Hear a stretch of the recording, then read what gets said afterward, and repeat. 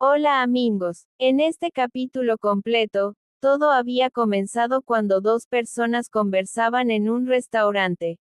Uno de ellos comentaba que casi no comía pizza y el otro pedía una especialidad, mientras bromeaban con el personal. Luego, la mujer le preguntó al hombre por qué se interesaba tanto por ella, y él confesó que la había involucrado sin querer en todos los problemas del día. Durante un paseo observaban a la gente que vivía su vida sin preocuparse por nada, y él le dijo que su mundo siempre estaba lleno de tensión. Después, intentó animarla poniendo música, recordándole que ella era fiscal y que tenía muchas responsabilidades, pero que podía relajarse unos minutos. Ella aceptó, aunque sospechaba que él siempre tramaba algo. Más tarde, conectaron un dispositivo para escuchar la canción, y él pensó para sí mismo que aquella chica podía llegar a quererlo y que también podía destruirlo, pues su voz y su presencia despertaban emociones peligrosas. Él confesó que la música no era para impresionarla, sino porque solía escucharla cuando estaba confundido. En la letra se hablaba de una chica capaz de hacer sonreír, de enseñar cosas nuevas, de inspirar sueños hermosos y también de provocar mentiras agradables. Luego él imaginó visitarla incluso tarde en la noche, solo para pedirle que se quedaran juntos sin ir a ningún sitio, lejos de todos, sin morir de amor. Más tarde, otro grupo de personajes apareció. Dos hombres hablaban de negocios y del dinero que podía ganar alquilando autos, pero uno confesó que no tenía capital. Su amigo notó que estaba ausente y preocupado. Entonces llegó un hombre llamado Sengo, enviado por un tal Ismet. Sengo le recordó al deudor que había tomado $20,000 en un local de apuestas y que ahora la deuda aumentaba cada día. El deudor afirmó que no tenía el dinero, pero Sengo insistió en que debía pagar ya. La discusión subió de tono hasta que uno de los amigos intervino, lo que provocó una pelea. Después, ambos entraron en pánico, temiendo que los hombres de Ismet los mataran, ya que eran conocidos por ser crueles y no dejar rastros de sus víctimas. En otro lugar, un periodista llamado Kenan llegó a su canal de televisión, donde una mujer le insinuó que su relación con una fiscal podía arruinar la vida de ella si salía una foto en la prensa. Kenan explicó que no era asunto de nadie, pero entendió el riesgo. Luego, una jefa llamada Nuket pidió a una empleada, Gulsan, que siguiera discretamente a Kenan para obtener fotos de esa supuesta relación, prometiéndole incluso ascenderla. Mientras tanto, la fiscal reunió a su equipo de investigación y les pidió concentrarse únicamente en el caso del asesino que había actuado con extrema violencia. Todos aceptaron trabajar con disciplina. Revisaron pistas, un vehículo abandonado, otro automóvil robado y análisis de ADN. Descubrieron que un hombre llamado Metin Nur estaba involucrado y que había sido visto en Baxilar. La fiscal ordenó investigar farmacias, movimientos bancarios y cualquier contacto posible para seguir el rastro. En otro hogar, una familia estaba preocupada porque no podían localizar a Leila, su teléfono estaba apagado desde temprano. Uno de ellos decidió salir a buscarla entre sus amigos y en su trabajo.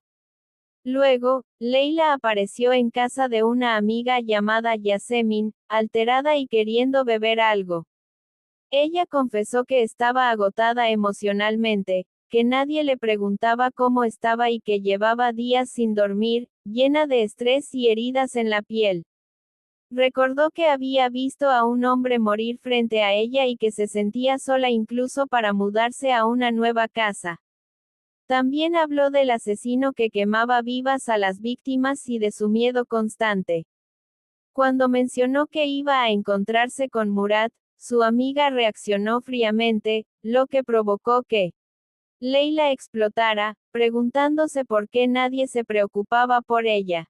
Terminó admitiendo que ya no sabía por qué iba a verlo, solo que necesitaba un respiro en medio del caos.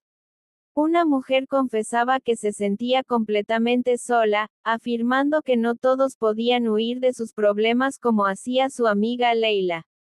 Su interlocutora le respondió que alguien debía quedarse y enfrentar los conflictos, y que sabía muy bien por qué ella se había marchado. La acusó de haber escapado, aunque Leila insistió en que no había huido de nada. La otra mujer aseguró conocerla también, que incluso sabía aquello que Leila no se atrevía a admitir ni ante sí misma. Agregó que Leila no había llamado ni preguntado por nadie y que, además, sabía perfectamente que Murat era un hombre despreciable, por lo que no entendía por qué seguía viéndolo. Leila terminó confesando que se sentía profundamente sola y que deseaba tener a alguien a su lado, alguien que se preocupara por ella, que estuviera inquieto si enfermaba, que compartiera felicidad con ella y que le demostrara cariño. Dijo que necesitaba sentirse amada y saber que realmente importaba. La conversación continuó cuando Leila pidió disculpas, diciendo que había sido un día extremadamente difícil y que se comportó con egoísmo. La otra mujer también se disculpó, admitiendo que había actuado de manera egocéntrica en medio de tantas obligaciones. Ambas se pidieron perdón varias veces, se abrazaron y coincidieron en que lograban comprenderse mutuamente. En otro momento, alguien preguntó qué estaba sucediendo en otro lugar de la casa. Un joven recibió a su madre con entusiasmo, diciéndole cuánto extrañaba su comida y que había llegado en el momento perfecto. Ella le dijo que se apresurara porque, si no venía, no podría probar nada. Él preguntó si su padre había llegado y ella respondió que no, pidiéndole que no pensara en él y que disfrutaran un rato juntos como madre e hijo. El joven dijo que iba a cambiarse de ropa y a lavarse la cara antes de regresar. Después, la mujer le preguntó si había alquilado una vivienda, y él confirmó que sí, que alguien ya se había mudado. Entonces ella le dijo que quería contarle algo sin que se enfadara. Él prometió no molestarse. La mujer confesó que había ido a reunirse con Tahir y que había ocurrido algo terrible. La madre de la joven que Tahir había atropellado trabajaba en el café donde se encontraron, y al verlo, lo atacó delante de todos llamándolo asesino. La madre le destrozó la ropa y lo agredió violentamente. Leila reaccionó sorprendida, diciendo que aunque la mujer tenía razones para su enojo, Tahir ya había cumplido su condena y seguía enfrentando las consecuencias. La otra mujer recordó que la madre había perdido a una hija de 17 años, y que cuando la vio, no pudo contener su reacción. Añadió que, en ese país, si alguien robaba 50 liras a otra persona, podía recibir 10 o 15 años de prisión, pero que un homicida podía aparecer libre después de 3 años, por eso entendía el dolor de la madre. Aún así, insistió en que Tahir estaba muy mal y que quizá Leila podía apoyarlo un poco. Leila respondió que comprendía la situación, pero que ni ella ni su amiga podían cargar con ese peso, y que Yasemin no debía permitir que personas como Nuray entraran en su vida. Le rogó que se mantuviera lejos de ellos. Luego, la mujer le preguntó qué ocurría con Murat, el joven travieso que conocían. Leila dijo que él también estaba solo. Su madre quiso saber hacia dónde iba con esa conversación. Ella admitió que la entrada había sido buena y que la madre tenía razón para hablarle así. La madre prometió no enfadarse y le pidió que continuara. Entonces le dijo que llevaba un tiempo viéndola agotada, distraída y bajo tensión, por lo que pensaba que debía consultar a un psiquiatra. Explicó que conocían a un profesor muy reconocido en ese campo y que, por su bien, debería visitarlo. Leila insistió en que estaba bien, pero su madre respondió que, como madre, sabía perfectamente que no lo estaba. Le preguntó qué sentía realmente y qué estaba ocurriendo en su interior.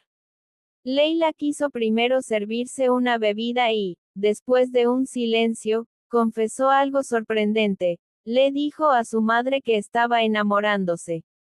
Explicó que había visto una belleza comparable a una flor que se abría, algo ni completamente rosa ni completamente blanco, y que había encontrado una especie de primavera falsa pero encantadora. La madre quiso saber quién era esa persona, si la conocían o si era alguien famoso. Leila respondió que ni siquiera estaba segura de conocerla del todo. No sabía si habían empezado algo ni si aquello podría comenzar realmente. Dijo que nadie podía verlo porque era algo íntimo, casi secreto, y repitió que no podían imaginar lo que le ocurría. Su miedo a enamorarse, a unirse emocionalmente, a perder el control. También habló de su deseo de estar siempre junto a esa persona, de observarla día y noche, de pensar en ella constantemente y de no querer hablar de otra cosa. Reconoció que aquello la sorprendía porque jamás había sentido algo así antes. Cuando la conoció en un restaurante, quedó atónita al verla. Describió que, aunque era joven, tenía la sensación de marchitarse por dentro, de que su belleza era tan intensa que se transformaba en tormento. Dijo que mirarla era casi doloroso, como si la fascinación fuera una carga demasiado grande. Con el tiempo entendió lo que sentía, no era un simple capricho, sino una espera profunda, una atracción tan fuerte que parecía irracional.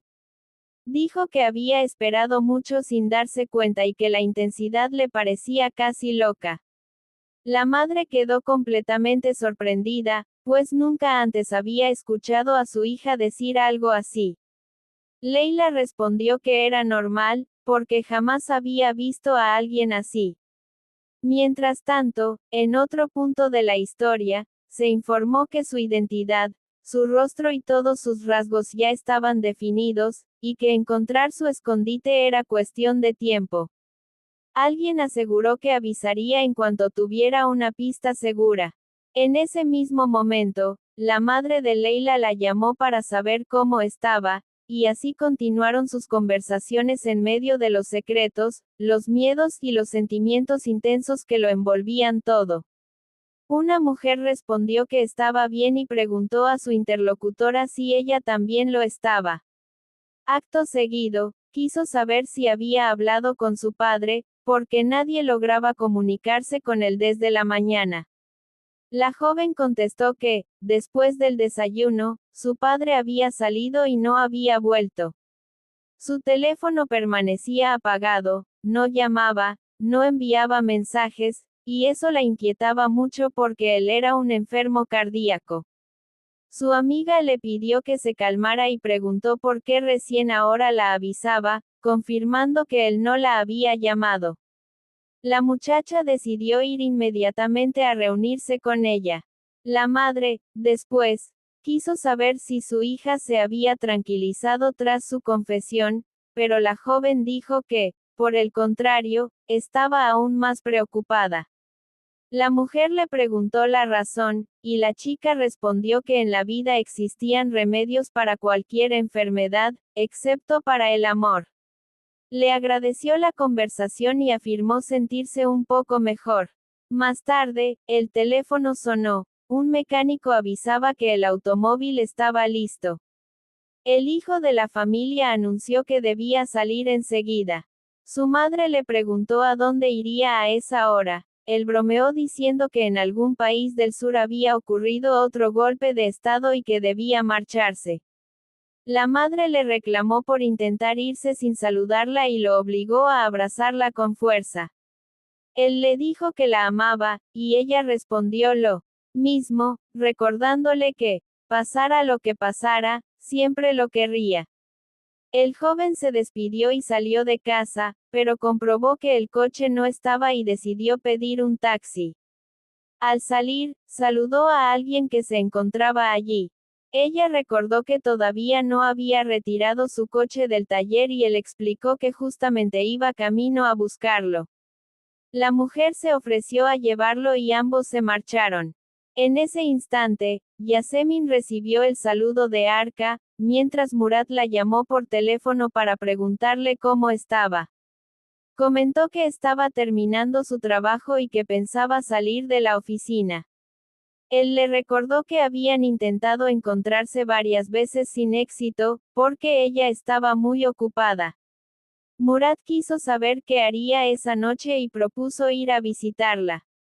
Ella, sorprendida, no comprendió su intención. Él sugirió que, cuando ella saliera del trabajo, fuera a su casa, que él se pondría ropa cómoda y la esperaría.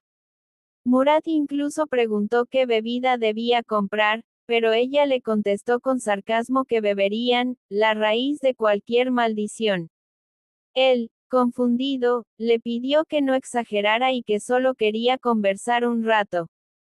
Yasemin respondió que casi no lo conocía, recordándole que solo habían charlado una vez en la casa de Kenan. Él insistió, quería pasar un rato, hablar, quizá beber algo. Ella terminó la conversación deseándole buenas noches y diciéndole que no la cansara más. Mientras tanto, el chico que había sido llevado en coche preguntó a su acompañante dónde podía dejarlo, diciendo que cualquier lugar le servía. Ella le preguntó cómo estaba su brazo y él respondió que ya no le dolía. La mujer le preguntó a dónde se dirigía y él dijo que iba a la casa de su madre porque su padre había desaparecido y estaba preocupado. La mujer reconoció que tenía razón en inquietarse, porque un enfermo cardíaco podría sufrir un ataque donde nadie lo viera. Él pidió que Dios lo protegiera, y ella afirmó que seguramente lo encontrarían. Luego, la conductora quiso saber si él quería a su padre. El muchacho respondió que por supuesto lo amaba, que su padre lo había criado con cariño y siempre lo había apoyado. Ella preguntó si había sentido miedo cuando él sufrió un infarto, y el chico confesó que se asustó muchísimo. La mujer comentó que un ataque cardíaco, dentro de lo terrible, era una forma de muerte comprensible, porque había situaciones peores.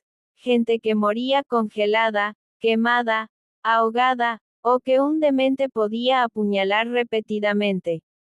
El joven se indignó y le preguntó si lo decía a propósito. Ella se defendió diciendo que no pretendía hacer nada malo, y él le recordó que estaba hablando del hecho de que su padre estaba desaparecido y que, en esos casos, la gente intentaba tranquilizar. Ella argumentó que seguramente ya lo habrían encontrado y que por eso lo decía con calma, que un hombre adulto podía haberse ido a cualquier parte sin avisar, incluso por una aventura amorosa, insinuación que el muchacho rechazó indignado. Dijo que, si su padre hiciera algo así, él mismo se encargaría de pedirle cuentas antes que su madre. La mujer le preguntó cuánto conocía realmente a su padre, recordándole que todos tenían secretos. Dijo que una persona podía volverse cercana a otra o enamorarse de alguien que resultara ser un desequilibrado. Aclaró que no hablaba específicamente del padre. Después mencionó que durante una investigación había aparecido una fotografía relacionada con un caso del que él ya había oído hablar. El muchacho quiso terminar el tema. Ella concluyó diciendo que su padre era un buen hombre, como cualquier otro, como el padre de cualquier persona. El joven indicó que podía bajarse en la estación de servicio que veían a lo lejos. Ella le aseguró que su padre aparecería pronto y que no debía angustiarse. Él buscó un encendedor y se despidió, deseándole buenas noches. Después, Yasemin recibió otra llamada. Murat le preguntó por qué había cortado antes. Ella explicó que pensaba que él tenía otras intenciones. Él fingió no entender y quiso saber a qué tipo de mujeres se refería cuando dijo que no era una de esas chicas. Yasemin trató de explicarle que no estaba interesada en ningún juego romántico ni insinuación. Murat insistió en que solo quería charlar y pasar un rato, que no había mala intención.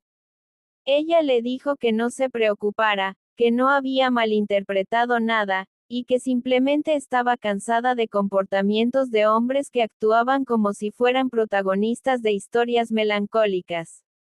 Finalmente, afirmó que debía colgar, le deseó buenas noches y terminó la llamada, mientras él se quedaba desconcertado.